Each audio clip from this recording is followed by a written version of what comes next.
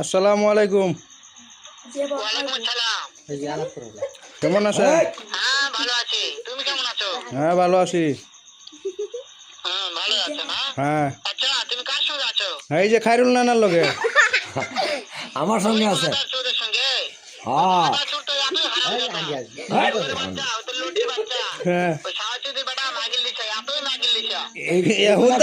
না আমি কানে শুনতেছি। আমি চটকানে মারবো না, হাতটাকে মারবো। শুনতেছে তাতে কি হবে?